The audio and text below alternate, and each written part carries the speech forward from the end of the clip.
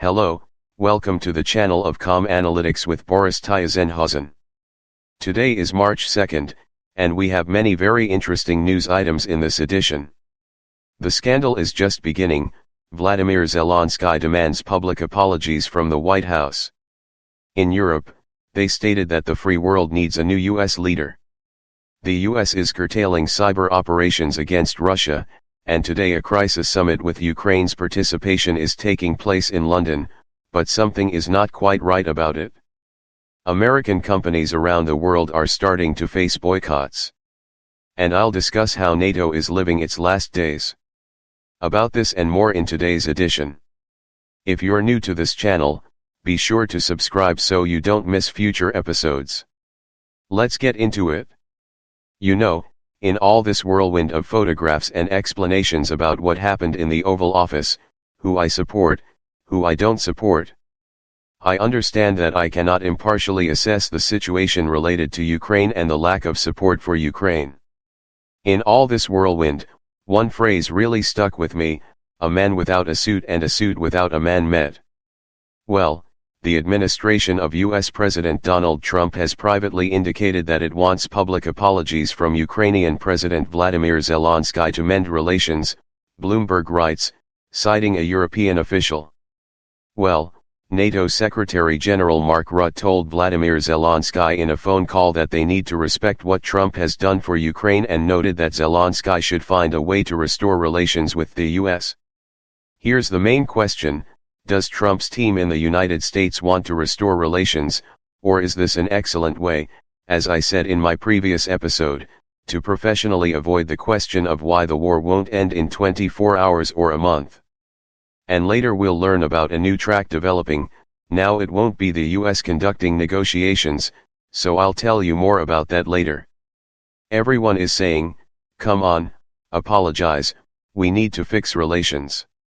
Without US help, Ukraine can't manage. That's true. Europe can't make up for what the United States was providing. But now a very heated discussion will begin. Some will say, Trump himself should apologize to Ukraine. Why did they take away our nuclear weapons? No one would have attacked us. As journalist Mikhail Tikak aptly wrote, "Where's your suit? It's in the same place as our nuclear arsenal." Well, some will say to send Trump far away, but then how to manage without supplies? Sending someone away is always easy, that's not difficult. There's another viewpoint: if an apology will save even one Ukrainian life, and since we're talking about weapons supplies that will save hundreds and thousands of Ukrainian lives, then one should apologize even to the devil. That's a perspective that exists. But what if Putin says, let's apologize and I'll end the war? You would also save lives, but you'd have to apologize too. I emphasize that the United States remains our partner, and the United States did not attack us or kill our citizens. Well, honestly, I think they'll find the right solution in the office. But I'm interested in your opinion. Write whether you think it's worth it or not. And it would be interesting to conduct such a survey. Be sure to write from which country you're commenting, so we can understand that. For example, opinions from the United States are mostly like this, from Australia like that, and so on. I'm actually interested in this. By the way, the gratitude that was demanded, it's not about saying thank you. You don't say thank you, you do it without respect, and so on. This isn't about gratitude.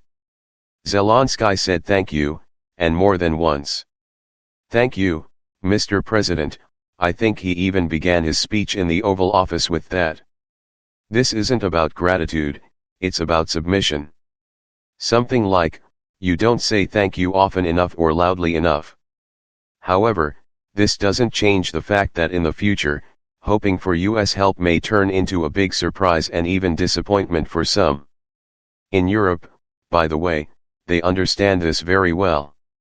On this topic, Kaya Kala said that how the US didn't allow Ukraine to strike certain targets shows that Europe's security system can be undermined from within.